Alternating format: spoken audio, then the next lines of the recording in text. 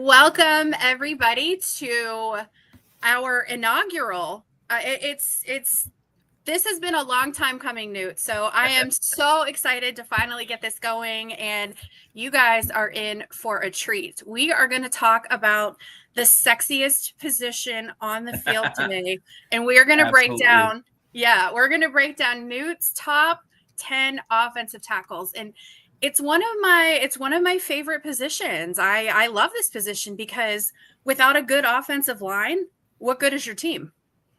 Absolutely, 100%. Yeah. Before we even get to that, I actually gave you some homework last week, Friday, and I was wondering if you could report back to the good people because they would love to hear this. How did my boy look? He is a beast. Okay. And he has lost so much weight. So the homework was to get some film and to get some scouting on DeJuan Jones. And he just standing next to everybody. You don't realize how big these players are until you're this close to them, right? But DeJuan Jones is a freak. The guy is a sequoia tree. And he's lost so much weight, and he is so much quicker. So I think that I didn't have to threaten him because he looked really good. So well, and I know because that's been the story, and obviously for you, I'm sure you love a player like him going from Ohio State. Now he plays for the Browns, but his weight has been the biggest concern of his career. He didn't step on the scale at his pro day, and everyone's like, "Man, is this guy over 400 pounds?" Right. And I think he probably was. He probably was. Yeah. And first 2 seasons in Cleveland, it wasn't the greatest thing, just because of a lot of those injuries, probably from carrying a lot of that excess weight. So I'm a big DeJuan Jones fan. I really want to see him break out this year. So love hearing that. Love starting to show off that way. Yeah. He was. So I was at training camp last week, and we had some sideline passes because, Mr. Newsome, Mr. Greg Newsome. I don't know I gotta self brag here a minute. Greg Newsome. I would. Me up. Yeah, I actually he hooked me up with a game worn jersey, signed it. It still has the grass stains on it. So that's awesome. Cool. Yeah, pretty cool. So before we get into this, Newt, tell us a little bit about where we can find you and some of the amazing work that you do. So you guys, anybody that follows me knows that I love Newt. I love his work. I love the NFL draft professors that you're a part of. So give us a little skinny on what you're doing. Yeah. So I've been over the summer, the biggest thing has been my summer scouting series that I've been doing with Owen McCullough, the individual who hates the Buckeyes and hates Emeka Egbuka. Conversation for another day. Right.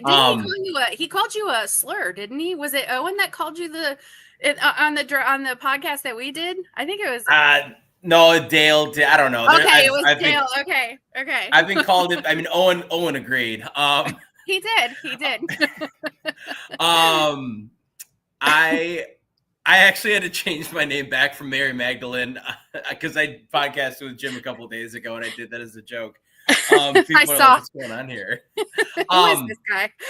What was I saying? Oh, I do that. So I do that with Owen. Not with Owen, but Owen runs the Weekly Huddle podcast on YouTube, and he's been doing a little bit more with that. But he's let me have a platform to do my summer scouting ranking, and I am through Edge, and I'm actually going to be hopefully tonight or tomorrow night recording my linebacker. So I think defensive tackle just dropped, so we've kind of got a little bit of a order that we've been going for with there. That's kind of been the biggest project that I've had. I also have my prospect grades on a Google sheet that is 100% public facing that I have pinned on my app formerly known as Twitter profile. I have it linked on my website.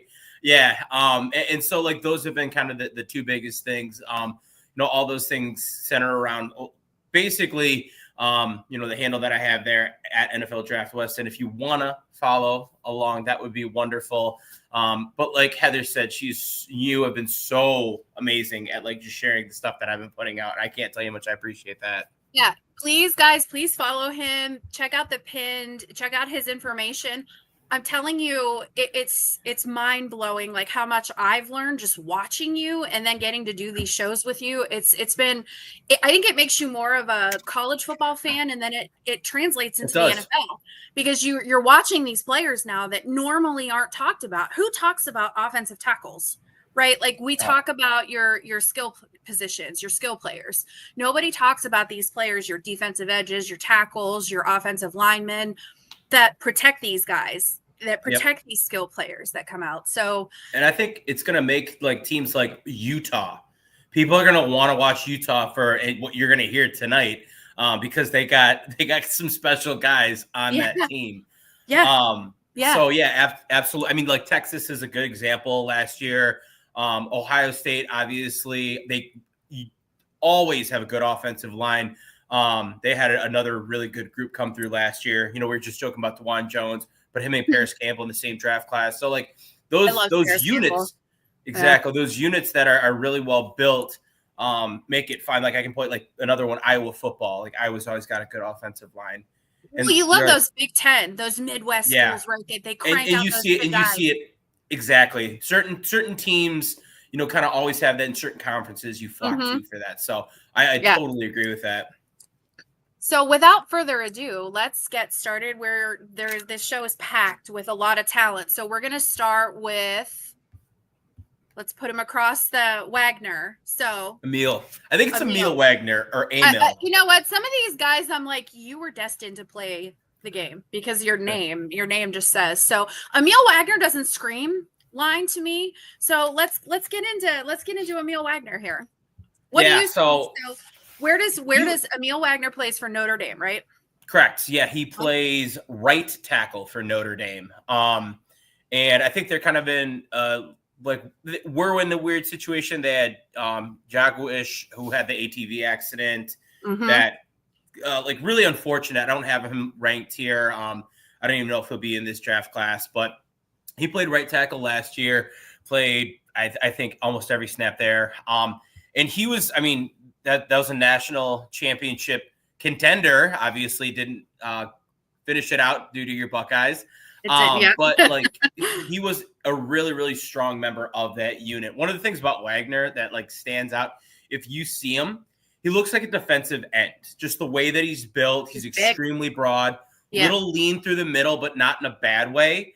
And his weight kind of is indicative of it. He's only 290 pounds. I think he's got a bulk up there. He's 6'6" on top of it. So like taller, broad, but I think he just needs a little bit more mass. But I mean, like he kind of like he steps off the bus and he's a big dude.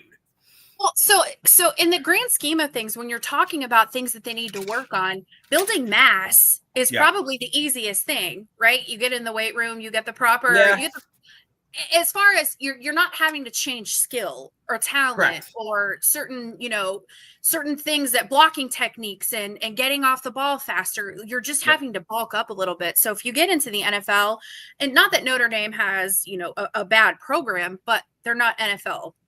So you're going to get a little bit better nutrition. You're going to get a little bit better training, and you can afford it. Yeah. And some of that just, it comes with age too.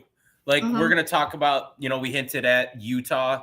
Those guys are, and almost all the guys I have at the top are true juniors. That means I'm watching their sophomore film. That means they're not old enough to go to a bar yet.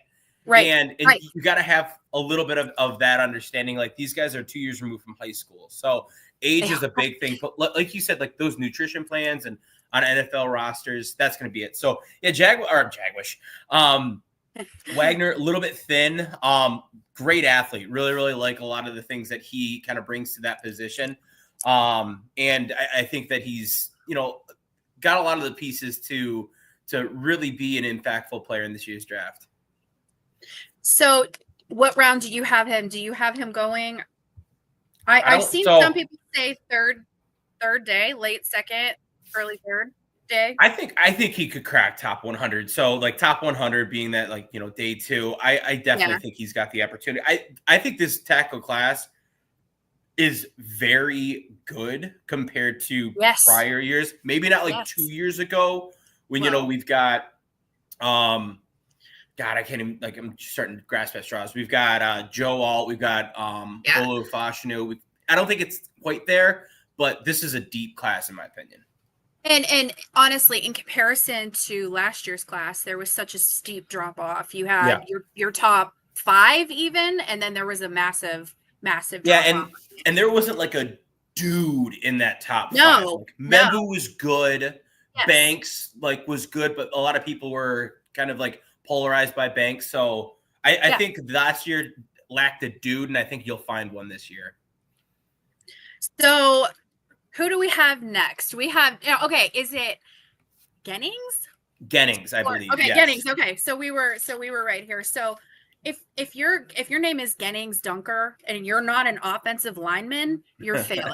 Okay, so we have Gennings. He played for Iowa, like you had mentioned before. So tell us, he's a bigger boy, not one of the bigger ones in this roster, these lists that you have here, but he's still there's a couple guys that are mountains in this list. Yeah, there are. But no, so Dunker's size is really good. I think the arm length is going to be big for him, but 6'5", 316, that's what you want. Have you ever seen a picture of Gennings Dunker? I haven't. Let me see if I can type it. Let me see if I can pull one up. Yeah, just pull it up real quick. It's going to be the greatest thing that you've ever seen in your entire life. Okay, he's a redheaded mullet, you guys. I'm going to save this image and I am going to share this banner. So this is unbelievable. I can't. I don't. Stashes. Yeah. Probably the best mullet. Everything about this. It's absolutely glorious. So the name. The minute you look at him, you're like, you play offensive lineman, and I bet for Iowa, you could take a bet and say he's from Iowa.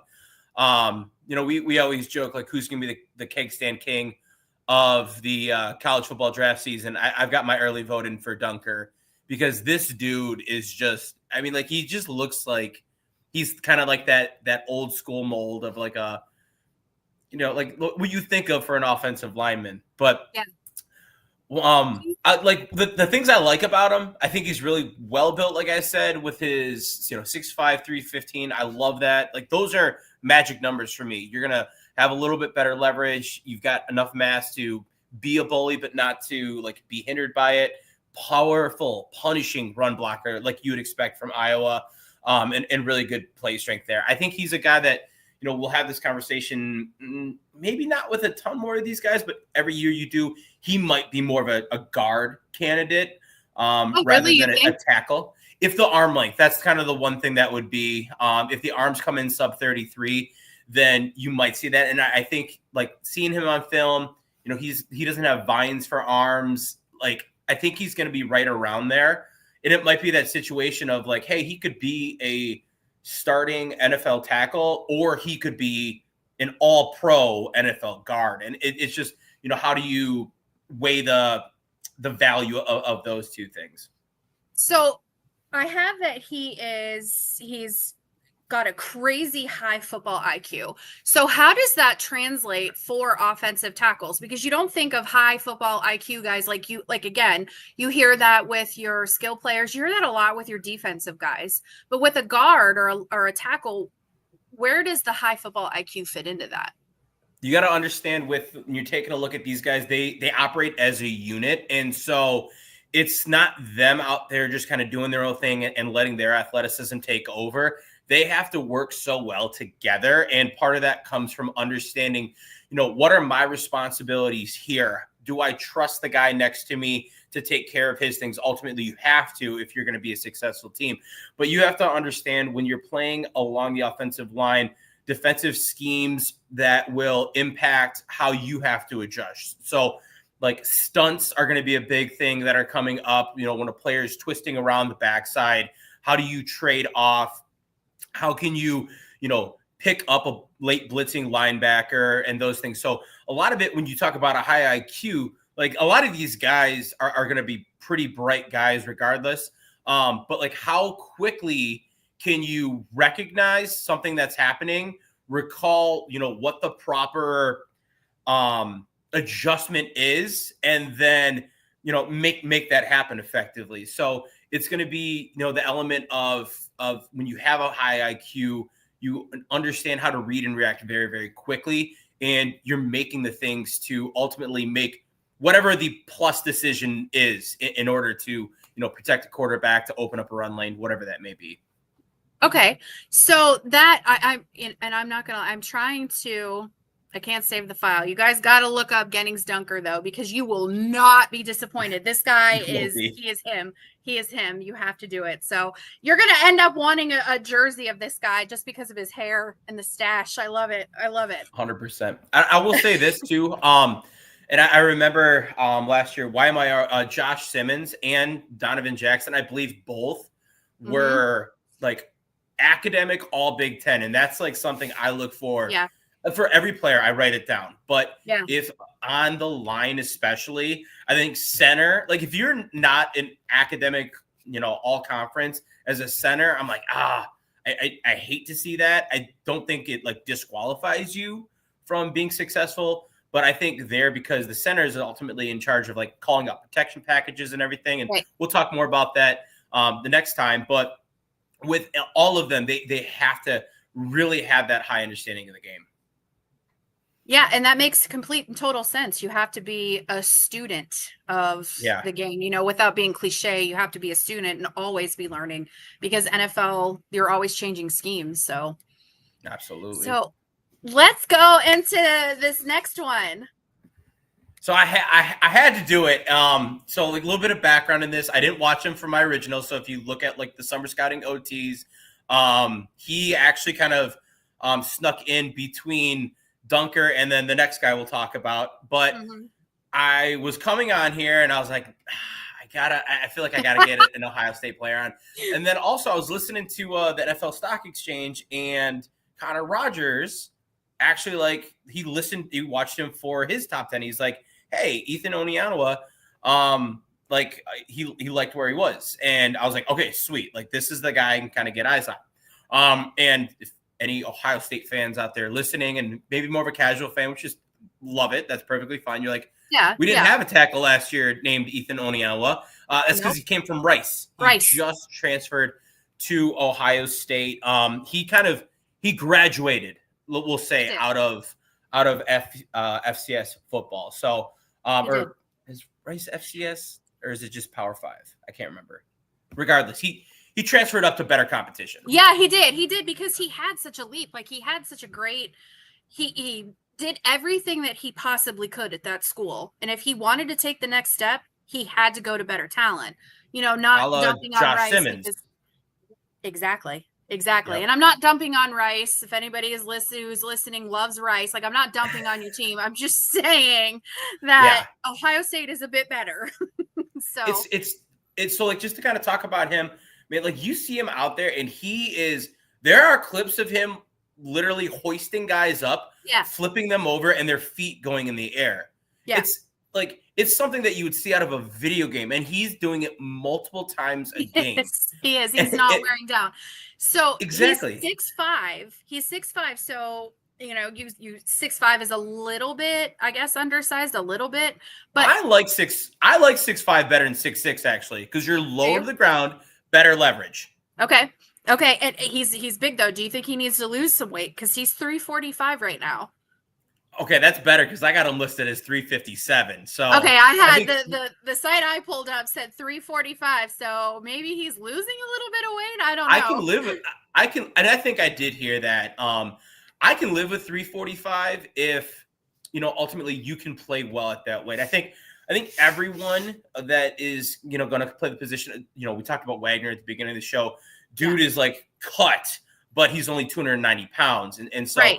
There's some differences there. I think I would love to see the guy probably sub 340. I think you can be successful like between 330 and 340 if you wear the weight well, and ultimately that is like the biggest thing. So I think you take a look at any guy at tackle, 320 to 310 to 340. I think is that like sweet spot where you can put on that weight and wear it well depending on your frame.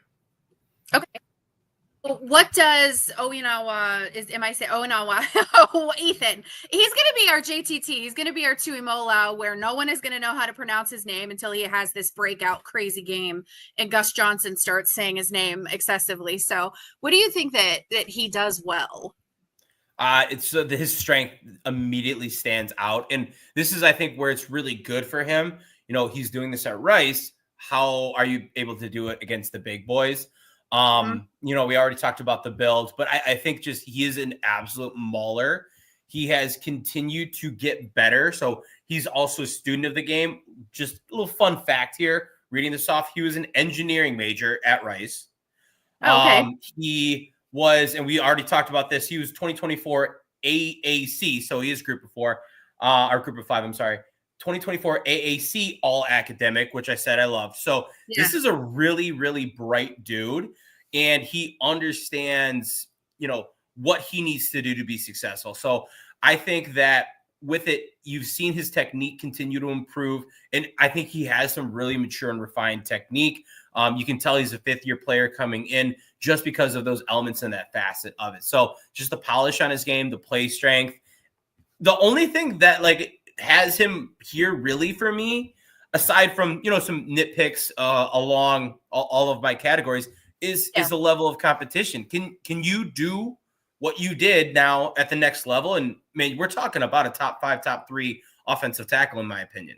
Well, and one of the things that I read was that he was projected to go second round from Rice. So if he can get that, if he can absorb that coaching and take the advice, and I did read here, they said that one of the things that Ohio State was doing was their first goal was to drop some of that weight.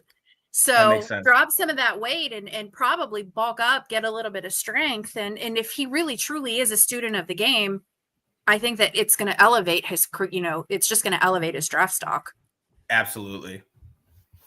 So we don't need to talk about anybody else now. The podcast is over officially. The podcast is done, you guys. We're all done. We don't have anybody else to talk about. So, someone said no. They just didn't give any. Okay, we said no. It's probably a Michigan fan. So, Dan, if you care, or Dawn, I'm sorry, if you care to elaborate, please tell us. But if not, we're going to move on to Isaiah. So, is that who we have at number? Is that who we have at number 7? Isaiah World. Yep. At number 6. So another transfer player. So came from Nevada and is now going to Oregon. Like a very similar situation to Oinawa. Moving to Big Ten. Huge. He's a big boy. he's 6'8". Yeah. So he's a tall man, but this is the conversation we've been having. I have him listed as 309. So I had him as 310. Okay, exactly. So he is kind of like a little bit flipped around now. He's not, he's not skinny, but like he's a little more slender. I think you can see it really well because I think he is a high-end athlete. Like maybe the best athlete, if not like a top 3 athlete amongst this group that we're talking about. And I think you see it with pass block. Like the biggest thing for him is he is so good in his kick slides, covering space, and being able to block on an island. Now, once again, to say the exact same thing over again, he did it in Nevada last year. Now can he do it at Oregon, where he's facing some like actual dudes on the other side of the ball?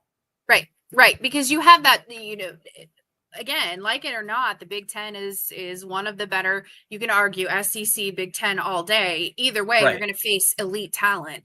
So you're some of those defensive ends that are going to be coming at you. Can you stand? Can you be that anchor? I did read, like everything that I read said that for his size, his agility is off the charts. Yeah. So I think that's going to be like, that's a huge advantage at 6'8". 5'5", I'm not agile. Here's the crazy part. Like I think that if you look at it, and I have written down like when he's like doing his kick slides, I think he's actually a little clunky. And I don't think it's his athleticism. I think his technique just needs to be cleaned up. And he's also 6'8". Like you're probably gonna like run into that a little bit, but if you can get those elements down and you have that agility, man, that's a really scary combination. And you got like the probably long ass arms that you're gonna have. You do, yeah. Fixate. Your wingspan, your wingspan is going to be. Now, I did read though that he's penalty prone. Yeah. So, and it's that right there. That's exactly it. So, Yeah. and so there's 8 penalties last year that he had. And I want to say I heard like 2 or 3 of them were actually unsportsmanlike conduct. So you take it with a grain of salt. I think he's got a little bit of an edge to him. Like he kind of plays like, hey, I'm gonna F someone up and I'm gonna send it. So I think there's that mixed in, but he also will, and I think, kind of 2 certain elements, he'll reach rather than kind of move at times, which, is counterintuitive to me, in my opinion, because I think he is a good mover. But the reaching is something that needs to get cleaned up. Right. You don't need to do that. I don't mind the penalties when they're aggressive, because I think you can't teach somebody how to have that dog in them, but you can bring people in. I would rather say, I'd rather say like, dude, you gotta stop it. Like, take it down just a little bit, stay violent, but maybe let's clean the penalties up a little bit. Any of the guys along the offensive line, I'll point to like Tyler Booker last year. I remember seeing clips of Tyler Booker just like throwing dudes. Like if you tried to get in his face, like he was going to launch you. And it's like, I want that. I want that dog in you, like that nasty. If you're going to be an offensive lineman, if it results in like an unnecessary, okay, whatever. If it becomes an issue, then, that's a further conversation. But to your point, I'd rather reel him back than teach it. Yeah, because you want your offensive linemen though to protect the quarterback. So if they're doing something that, your guys are going to protect their guy. And if they're going to get, they're going to throw someone to the ground, it's and I know these are grown men and they're not scared of anybody, but you get whopped a little bit and you're going to think twice. Maybe I'm not going to be as handsy. I'm not going to be as grabby, because I'm going to get embarrassed on national TV, because I'm going to get my ass thrown to the ground. So you always kind of like to see those big guys manhandling some of the defensive players. Yeah. Oh, absolutely. I want my 5 biggest assholes to be the ones that are protecting the quarterback. Yep. Yeah. Yeah. And that's why the quarterback gets them the best Christmas gifts, because they're keeping them from dying. True. Yep. This is absolutely true. Right. So so who do we have next? We have Xavier. Is that who I have? Yep, we have Xavier. Chaplin. So, Xavier Chaplin. He is another big guy, another transfer. Yep, another transfer. Yeah. We've got quite a bit. The portal is an interesting phenomenon here. So a lot of these guys are just looking to elevate.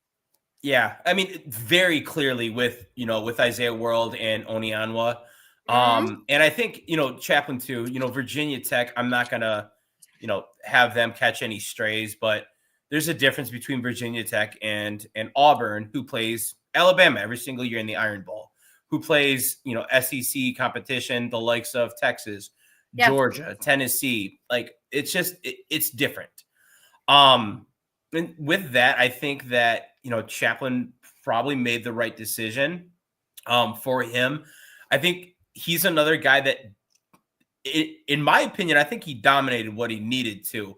The biggest questions for him are going to be around his foot speed, his athleticism, and his ability to like be a consistent pass protector. And I know a lot of the guys, especially at Draft Professor, that are lower on him, that is their biggest criticism, is they don't see him as a guy that's actually able to block on an island. Now, I saw that he needed to improve when they're blitzing. He kind of loses it a little bit.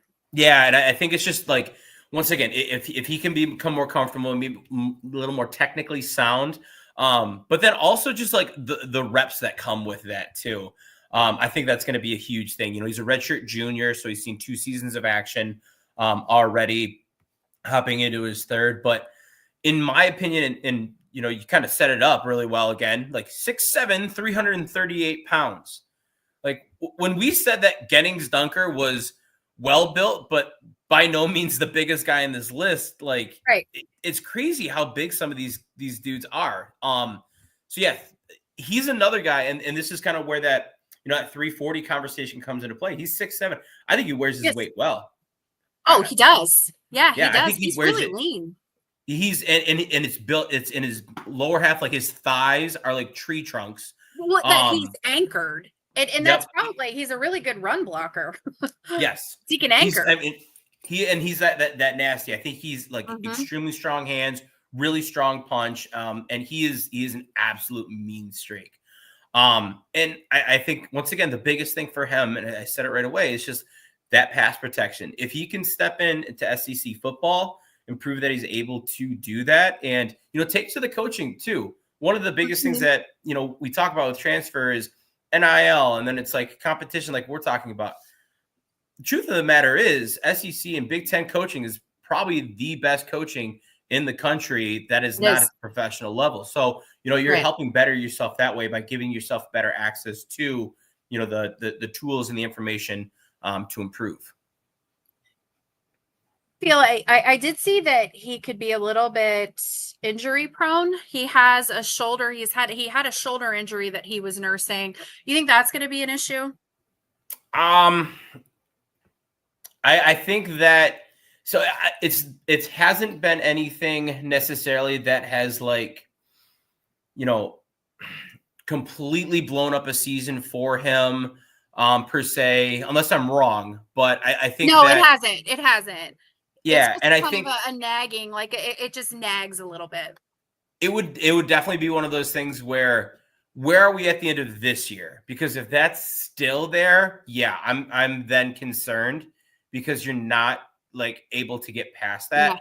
Versus if he's able to play all year and he doesn't have that come up, then okay, I'm fine with that. Then I'm not going to worry too much about that.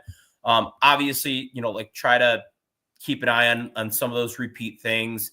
But if he's able to, the longer he puts between himself and that injury is ultimately going to just be that much better for his career. Yeah. You don't want to put too much emphasis on an injury like that. And I don't think you want to ignore it completely though. So like you said, it'll be interesting to see where he is at the end of the year. Cause he's got some growth, but my God, is that raw potential there? Yeah. He's just big. He's just big. Yeah, he is. I was like, God don't make him like that normally. And when you find someone like that. No. What did he what are they feeding them? His parents must have been like, I give up. You just eat whatever you want. So we have. Yep, you're right. Yep. Oh, Spencer. Okay, we have Spencer. Spencer, is it Fano? I believe it's Fano. Fano, that's what I've been calling him. I could be completely wrong. I'm on all these, but I believe it's Fano. From what I've heard, what I've listened to. So Spencer Fano comes in at number 5 for me. This is actually this is where I think and I say that this group is really, really good. Cause even if you put Chaplin in here, I think this top 6, and I'm a little bit higher in Chaplin than others. And I'll admit that, but I think this top 5 is there are legitimate starting quality NFL tackles just from the tape that I watched alone. And of that, there are no development. Exactly. And of that, there are 4 players that are now entering their 3rd season. So Fano being one, true junior, 6'6". He's 302. He's a little bit leaner. He's a guy that talked out. You could bulk up a little bit. But my God, you don't see it when you see him as a run blocker. He is just a absolute beast. He has an amazing amount of play strength at that size, which I think is incredible. And so with him, I know there's a lot of people that have top 3 buzz on him. I've even seen OT1. I don't push back on it because all of them at this level are really good. And he's doing some things that are, phenomenal for where he's at. But I think he is probably going to be the best run blocker, if not one of the best run blockers in this class. That's it. I have that his hands are just violent, yes, and strong, and he is explosive off the line, and he finishes his blocks. He finishes. Yes, he's a finisher. Annihilation is what I have written down. Yeah, I have violence. So Yeah. now I did see that he could be overly aggressive, but again, it's like what we talked about. You can teach someone to sit back a little bit and find that balance, and you can't teach someone to go after it and to be aggressive and to want that, to have that streak in you where, in your head you're like, I'm going to hurt this guy. You don't really want to hurt them, but in your head you're like, I'm going to hurt this. I'm going to punish this guy. Yeah. He's not getting to my guy. And you Yeah. can't teach that. No, and once again, I'll take that all day long. Now the one time, like, does aggression, hurt you when you get caught like leaning and guessing and like you whiff? Yeah, Yeah. you want a little bit Yes. of patience there. However, it's kind of that balance of explosiveness and aggression versus being calm, cool, and collected, and it's just Right. finding that balance. Yeah, because I have here that he can strike too early, that he gets a little bit Yep. too aggressive and he can strike too early, and then you whiff, and then you create this big hole for your defender to go right through. His family, interestingly enough, did you know his family comes from like a long line of NFL Four players? Yeah, four uncles in uncles. the NFL. Yeah, yeah, he's got 4 uncles in the NFL. I think Absolutely, like one of the yeah, craziest things I read. I know. Like, why didn't I get these genetics here? Like, this is so unfair. Well, his brother His also brother plays also plays. offensive Yes, lineman. he Yep. does. So Yep. like the His brother's a and I guard, believe right? I think so. Yeah. I believe his dad actually didn't play in the NFL though. His I dad did think, not. man, His that's dad did not. talk How about would you being like to be the at one. Thanksgiving? Oh yeah, how was your pro career? Yeah, it was good. How was your pro career? Oh, how was your pro career? Ah, got Exactly. him. Yeah. No, I'm an accountant. Oh man, I'm pretty sure. Now, I think his dad did play college ball, but yeah, but he um, didn't play in the NFL. Like, did not loser. know. Now, where do you have him playing though? Because I have that he does split. He's left and right tackle. Where do you think he fits best? I think I think he could play both sides. He plays right tackle, kind of from the emergence of a guy we'll talk about in a little bit. Yeah. But I think he played left tackle his freshman year. And then he played right tackle last year, and he's penciled in to play right tackle again this year. I love seeing that. I think that there's a ton of versatility for a Yes. team. Right. And in conversations that I have listened to from like ex NFL players like Kyle Long, he might have been a Bear, but dear God, do I really like listening to that guy because he's so insightful. And he explains the game like he's kind of a regular guy. And one of the things he said is if you're a good offensive lineman, you can play left or right. Can you pop from right the next snap to left and be efficient? No. Oh, You need those reps. You need those right. pieces to kind of like start to flip things around. Now, Right. Ideally, if you've had a guy playing left tackle since his freshman year of high school and now he's in his third year of college, man, you probably want to leave him on the left side. Right. And obviously a blindside protector, you're probably going to want your better tackle to be on that left side. But I think that with Fano, he's proven that he can flip both ways. And it just makes him that much more valuable of a prospect. So it's a good, I'm not assuming that anybody that's watching this doesn't know football, but for the people that are watching that maybe aren't as familiar, there really is a huge difference between right and left tackle, and huge in your role. I think you And in mentioned this, yeah. Oh yeah, left tackles are they're getting yep. paid. They're getting paid. So your left tackle, you mentioned Blindside. So I think everybody probably knows Blindside because of the movie. Yep. You don't know what football is, but you may not understand it. So your quarterback, and Newt, maybe you can explain this better, but I'm going to explain it like football for dummies. Quarterback drops back in the pocket. You have your vision. You have your vision to your right side. You're scanning the field, but your left tackle is the one that's going to protect you from that blind side hit. You have your Mack truck coming towards you, and you have your left tackle who's your guardrail, who's going to block that Mack truck so you don't fumble, so you don't interception, tip ball, any of that. So Yep. if you have a weak left tackle, That's no bueno. That's bad news bears. Correct. And obviously, if you're Tua Tagovailoa and you're a lefty, it Cuss. Yeah, well, it yeah, you're flips it right, around. tackle. So Right, right, correct. So just like blind side is traditionally referred to as the left side. Most people are righties. Most quarterbacks are righties. But it's right, whatever it is, because like you said, you can't see back there, or you can't as easily see back there, and right. you're relying on that guy to absolutely protect you, because that's when strip sacks happen. Is Well, when a and player gets on the blind concussions. side. Yep. Tua is a really good example of that. So your right tackle, it's not that they're not as good, but your left tackles seem to be more skilled. It's just a harder position. Right tackle is hard. Like all of these positions are hard, but I think left tackle is just it's a little bit more skilled because of who is coming at you. You're going to put your best defenders Correct. on that Yep. Your side. best edge rusher is going to be there, and Yeah, it's kind your of the Miles beefier Garrett's side are of the going to be line. there. Yeah, your Exactly. TJ Watts, your Miles Garrett's, so that's how you get concussed too, like Tua. You take the Yep. sacks, you take a sack, and that's lights out, no good. Yep. Absolutely. So no, I thought that's a great breakdown of that. Well, I just simplify it. Speak to me like I'm a 5-year-old, please. So moving on, this is just an embarrassment of riches for Utah.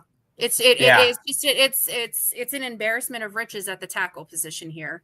We have Caleb Lomu. Yep. And so I think once again, like you said, I think most people will probably have Fano above Lomu. I think consensus would probably have Fano above Lomu. They're both consensus top 5 guys. And for the reason that these guys are both ridiculously good athletes for the position. Yes. They both move extremely well. I think part of that, does come if you take a look at their weight. They're both just a little bit over 300, and I think that helps out a little bit. But just like Fano, Lomu doesn't give up a ton of play strength because he plays it with a smaller frame. He's a redshirt sophomore, so a true third-year player, redshirt sophomore, and he's the one that ultimately kicked Fano over to the other side, just because a little bit of kind of the elements that fit his game. But he is and smooth is the difference that I would say for him. So Fano, I think he can chop his feet 1,000 times in a minute. Yes. And everything's it's very, very quick. Yeah. And it's electric. Lomu he's very smooth. Everything happens and he's able to just kind of glide over. And I think ultimately that's going to be one of the biggest differences if you see them play, because both of them are dominant. Lomu's a better pass protector, hence why he's on the left side. Well, he Fano's only a better run allowed blocker. 2 sacks across 425 pass plays. That's insane. Yeah. That's insanity. Like, you're safe back there. Your quarterback is safe back there. Yeah, and once again, when we're talking about him, playing against the best edge rushers, when you look at 2 sacks, you'll take that all day long. You will. And I did have. Go ahead. I was gonna say just one penalty last year. He had one penalty. And that comes from that smooth moving, the ability to get out in space really, really easily. Right, you're not grabby. He doesn't have to be grabby because he's following you. He's gliding. I had that he's got good recovery ability too. So if he gets beat off the block, he recovers fast. So he can just go, he can chase him down. Oh yeah, absolutely. And for a big guy, you need that. Well, especially when you're playing against edge rushers that are 260 pounds and can run a 4.5. So you have to be able to get back a little bit. Right, you literally have a freight train coming at you. You do, and they're bearing down on you, and their one goal is to sack the quarterback, and it's between you and him, and it's who's going to win that battle. Correct. So I think if you take a look at and I'm going to be guilty of it, but I'm going to talk about these 2 guys together a lot. But if you take a look at last year, I think the conversation was. It wasn't really a strong one anyway, but you had Will Campbell and you had Emory Jones, you had Cameron Williams, you had Kelvin Banks, and I think Kelvin Banks and I think both of those guys were kind of hot early. Emory Jones and they were hot really, really early. But DeJuan Jones and Paris Campbell we talked about earlier.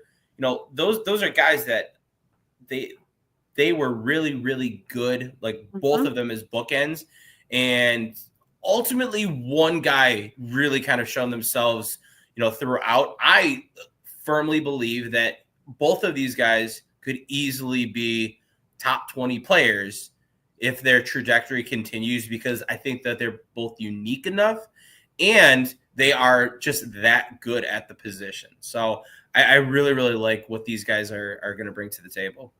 Well, and I think that all these guys, especially the top 5 that we're talking about, I think that they have the ability to be an instant impact on whatever team that they go to, because Absolutely. the teams that are going to draft these guys are going to draft them high because they need this talent. So they're going to see meaningful snaps very quickly. Correct. Absolutely. Which is why I love just a quick little plug, where I know we're 45 minutes in, we have plenty of time. Just a quick little plug. This is why I love talking about these guys, because again, we don't talk about this position enough. We don't talk about the non-skill positions enough. Everybody knows who their quarterback is. Nobody knows who their left tackle is. Everybody knows who their wide receiver is. Nobody knows who their left guard is. So, without these big guys on that line, you're not going to have your running backs getting through. You're not going to have your receivers might be able to create some separation, but your quarterback isn't going to have enough time to throw to them. Yep. Yeah. I'll say the we're talking about this now. If you're saying that the offensive line is a rock band, we're talking about the lead singer right now. Wait until next time when we're talking about like the bass player and the rhythm guitarist. Like that's going to be together, because without your percussion, you don't have that beat. So I love this. I love this. We'll plug this at the end here. You guys are going to be in for a fun series, I think. This is me being a nerd. So this one might be, I think out of this list, I think this one this next guy might be the most known because of who he plays for. I think so. And I think he's kind of like been a consensus top 10 player. I think he might be, I haven't looked lately, but like Mock Draft Database might have him as consensus OT1. I'm actually gonna look right now. But yeah, Bama. He had if you follow, they've got him number 6 overall. Caden Proctor. Yeah. So if you follow college football news, and obviously with transfer portal and everything, it's been a lot more prevalent. Proctor actually, so he's from Iowa, chose Alabama when Saban was there, transferred to Iowa. And then transferred back to Bama. He did.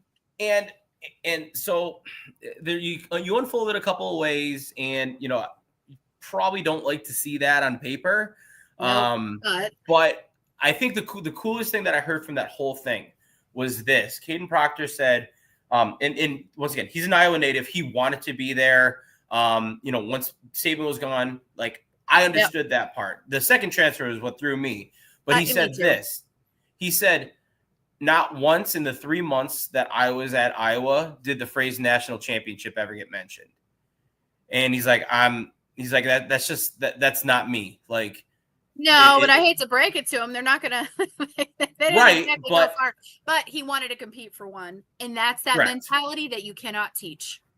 Correct. And I think, you kind of go back to there and you take a look at that where, this is a guy that he wants to win. And ultimately, I love to see that. But yeah, so Caden Proctor, he is going to take he's huge. The mammoth man of all of the mammoths. So period. He's the biggest guy he's going to be the biggest guy in the draft, I think. I think so. Yeah. Well, I don't know. There's players you never know who's down in Florida right now, just broke like over 400 pounds. I guess maybe drafted high, because what do you have Caden Proctor? I have 6'7", but what do you have his weight as? I think I'm high on it. I think I have an old weight, but I have 369. Nope, that's exactly what I had. Okay. I had 369.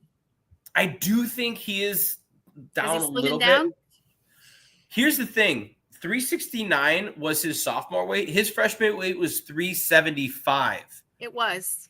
So like he already had slimmed down a little bit. But it's, and I think Bill Sparks said this really well.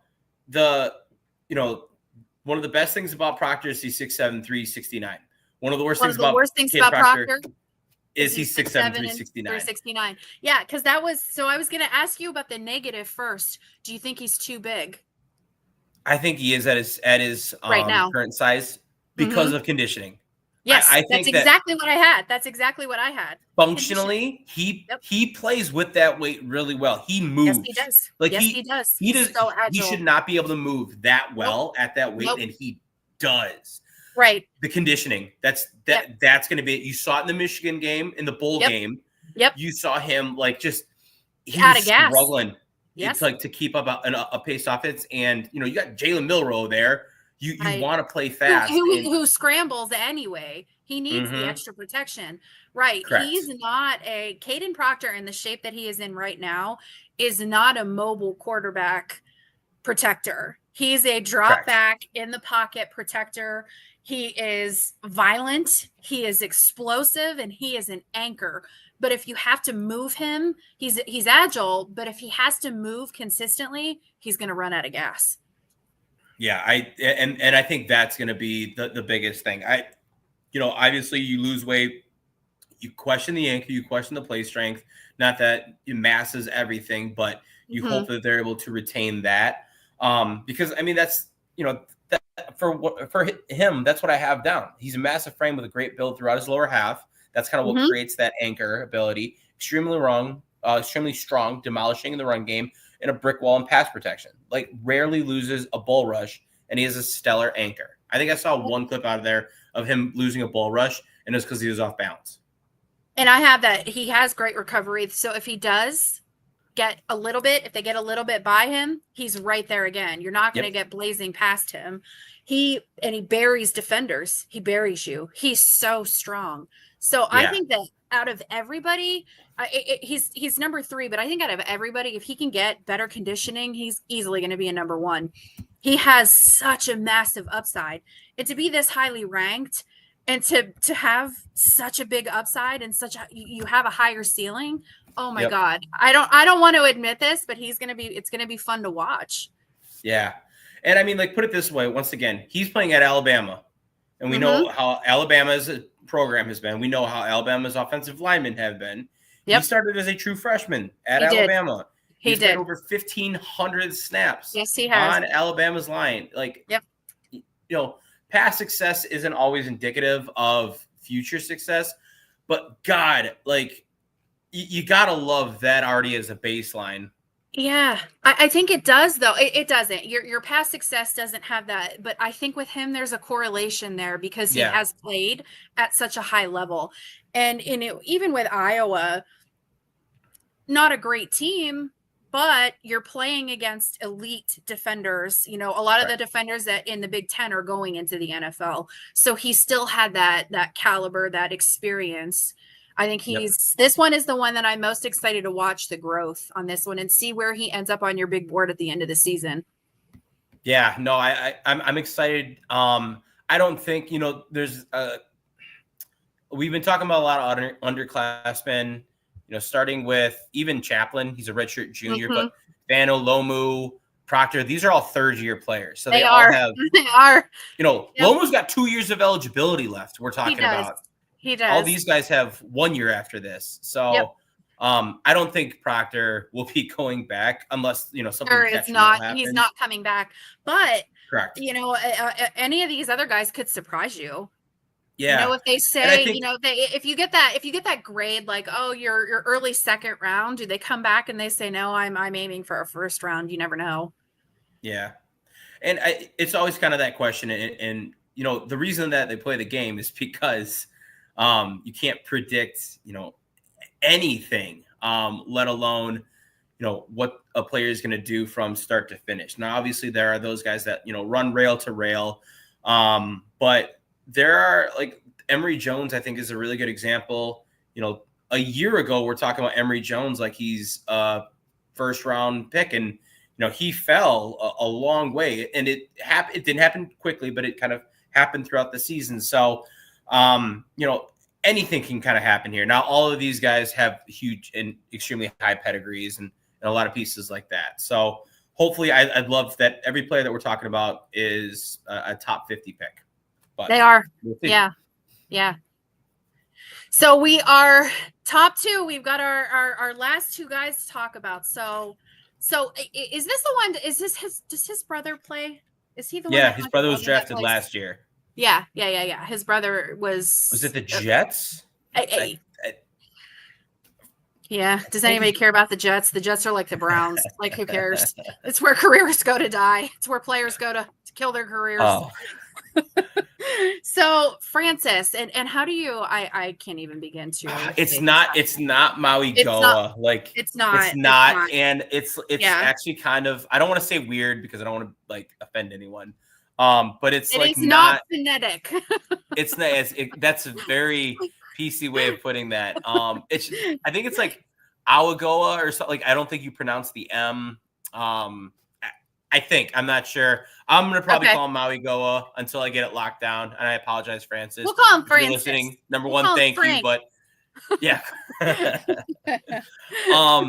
So he got, I mean, like, same recruiting class as Proctor, Lomu, Fano, and this guy, same thing. He has started every single game of his collegiate career at the University of Miami. Yep. And it's like, 5-star recruit comes in and just like earns the spot right away. Last year with Cam Ward, you love seeing that kind of with where that system was at. Yeah. And obviously a lot of attention that was on them. So this is like it. He kind of hits the quote unquote perfect measurables, 6'6", 315. It's like, there we go. Like, you nailed it. This is kind of like what we typically look like seeing, not these huge human beings that we've been talking about.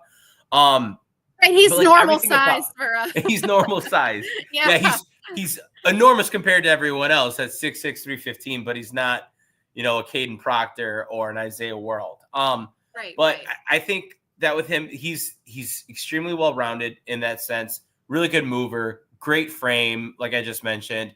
He has the best hands in this class. Like, the quickest and strongest punch that I've seen. Maybe not strongest, but like the quickest I had punch. that too. Yeah, I had that too. I had the most violent punch.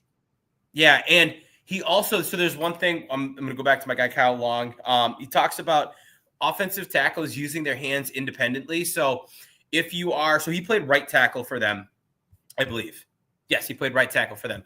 So when he's coming out, I know it's probably mirrored and it's going to look weird, but on the outside shoulder, that's where you want to like keep players away. And you kind of like, that's where your punch comes from, is when they're like trying to get outside.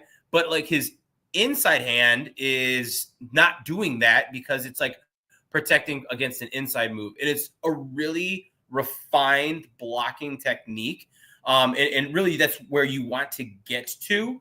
This is in pass protection we're talking about. Like, he's doing that. And once again, he is a true junior this year. I'm watching true sophomore film, and he has the most technically sound handwork of any guy in this class.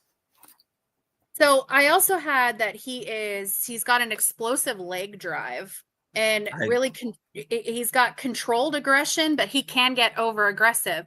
So again, it goes back, a lot of these guys that have these high qualities are over aggressive, and you see a theme here. You like that. Yep. No, I totally agree with that. 5 penalties last year. I'm not sure if any of them were unsportsmanlike conduct, but that aggression, I'll take that all day long. Yeah. Oh, you love to see it as a fan too. You love to see those big guys throwing them down. So, absolutely. Yeah, his brother is a linebacker. So he probably was like, I'm not going to be compared to him. I'm just going to go ahead and go on the offensive line here. So we have. No, I mean, and he's built well for it. And like, it's just everything kind of like, fell really well. And he's got, like, you take a look at his background. I know his mom, I think he was born in, I'm going to say it wrong. I want to say American Samoa. American Samoa. He was born in American Samoa. He played. Then he played in Florida. Or California. Played in California. And then she moved to Florida. And then IMG Academy. I don't know if you've heard of it. Big football school. Yeah. I mean, that's like, that's, if I see that, I'm like, all right, we got a football player in our hands. Correct. But he was an Under Armour All-American in high Yes. school, Yep. freshman All-American in 2023, ACC all All ACC American. honorable mention, Yeah. um, second team All ACC, and it's just like this guy, ticking the boxes as he's Yes. moving through his career. Well, and he's progressing exactly the way you would want to. As a Yep. player, you're getting those awards, and it's a team sport, but you're also getting those awards. You're getting better every year. Correct. It's scary to see this elite talent and know that they're not there yet. I 100% agree. Just like everything about it, you're like, dude, like you said, the trajectory is just like that's you've nailed it up to this point, man. And I hope it doesn't change because holy hell, like your trajectory is insane. Right. You don't want to see that regression. Correct. So that leads us to the number one guy in this class right now. And my number one guy, I'll throw that out there. He is a little bit of a my guy for sure. Well, after looking at some film and looking like where I mean, this guy has a little bit to improve on, but it's pretty ticky-tack. Like he does everything right now. So yeah. He is okay, so let me first, well, he's 6'7". I have him at 329. What do you have That's him at? exactly what I have him at. Yep. Okay, so 6'7", 329. Do you have him at left tackle or right tackle going in to the next level? Where do you have him playing in the NFL? Left tackle. So do I. And I think it's just like the pass blocking. So yes. He's so pro ready. Like you could have taken this guy last year, and I'm sure he's a redshirt senior. So it's his fifth year. Could have went. Yeah. He could have went, and I'm sure you talked about before the grades didn't come back where he wanted them to. Well, it said second round, so I had that. I had that his grade came back second round, which is why he decided to come back. Okay, and I didn't see that point, and I love that. Like a guy that's willing to bet on himself. Yes, and it doesn't surprise me that it's the second round. Like I said, I was watching him like this is a pro ready left tackle. Like everything about the film, I was like, it's polished, it's clean. He understands footwork. He has really good strength, really good leverage. Yes, there are some things that like speed rushers can get the better of him sometime, which it's going to happen for anyone there. Maybe a little bit more of a dominant punch, maybe a little better grip strength. Yeah. Yep. Maybe a little better grip strength when he engages. And then his age. He's going to be 23 on draft day. We saw just Lane Johnson just made the 99 Madden Club at 35? He did. I don't care that he's 20. Yeah, I don't care that this guy's 23 on draft day. I don't care. And I did have that. He has a tendency sometimes to shift forward when he's anchored. He shifts forward a little bit instead of letting him come to him, but big deal. So it gets a little impatient sometimes. He still anchors. He has incredible strength and he can stand there. Go ahead and try to move me. You can't kind of mentality. Correct. So, okay. So he moves forward a little bit. He gets a little over aggressive. That's what you want. Everything about him, I was just like, I am watching. To me, he's got the highest floor of any of these guys. And you usually talk like high floor, low ceiling. He's not a low ceiling player. No, like he's once again going back to it, 2-time academic All Big Ten. You'll love to see that. He has continued to, like, if you take a look at his PFF numbers, he's continued to improve throughout the year or the years at his time at Northwestern. He had a pass blocking grade last year of 88.9. Like it's sick. Incredible. It's incredible. And Northwestern I'm sorry, they're not a great team. They're not a team that you would say, okay, they're going to be in contention for the Big Ten championship, for any of these elite recognitions. But he's playing against, an Ohio State. He did his job against Ohio State. Yeah, I said that was they played Ohio State last year. I was like, I have to put this on. Yeah. And like I know he's your boy, but like he got the better of JTT. He did. And listen, I'm a homer, but I'm telling you, he had a standout game against Ohio State. He did not let anybody through. He didn't. So it's not in the grand scheme of things. Now, obviously Ohio State took care of business, but he took care of his business, and Correct. that's what you want to see. I don't know if there is a more complete tackle in this list that you had, and maybe there are others that have more explosive talent on one side or another. They're better blockers, they're better pass rushers, they're better whatever. Oh, hi Doreen, thank you for watching. And you watch Caleb, and he doesn't excel at one thing, he's really good at everything. Yeah. No, I, So I agree. 100%, because I think once again, like we can point to, and we've been doing it, right? We've oh, this guy's a better pass blocker, this guy's a better run defender. I think Maui Goa is probably the closest in terms of being that complete player, which that's yeah, why I had him at 2. yeah. When you're bringing all of those facets, but he is by far, like you said, the most complete player. Comparison to Maui Goa and Caleb, you have kind of both the same things. You have violent hands, you have precision, you have anchor strength, you have great body control. And that he doesn't lunge. And the one thing I think I had that I highlighted, I starred, is that he's a nasty finisher. Yeah, Caleb I like is a that. nasty finisher.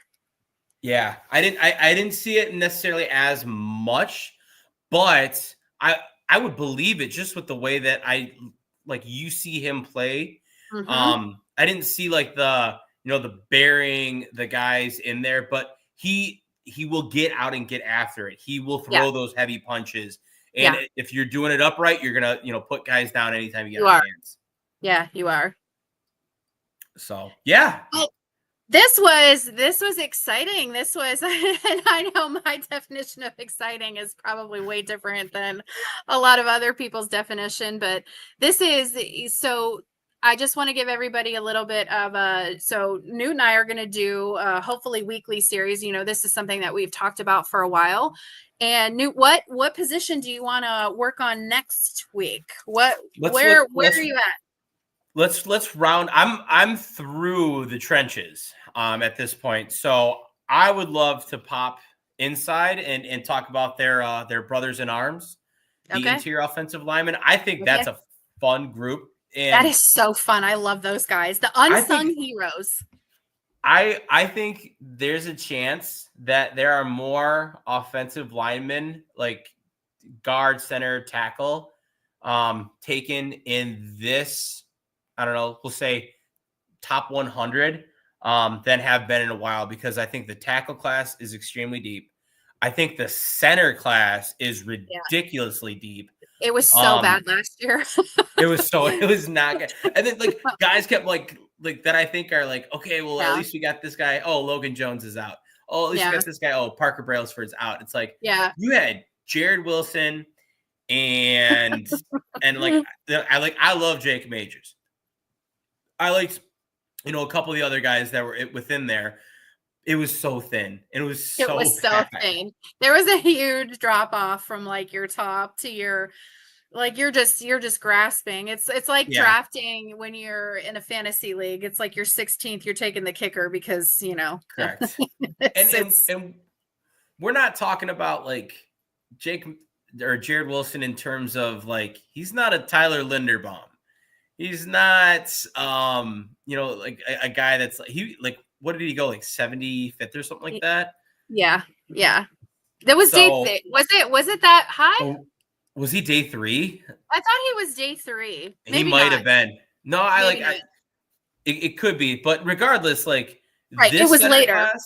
Class, this center class, right, you're gonna have someone before that. You're gonna have 2, 3, 4 guys before that, because I think at least right now there's a lot of guys that are redshirt senior, 6-year senior. So it's like, all right, they're coming out. They're coming out, right? But whatever happens in between then, hopefully that they all rise to the occasion, because I think it has been so much fun to watch these centers.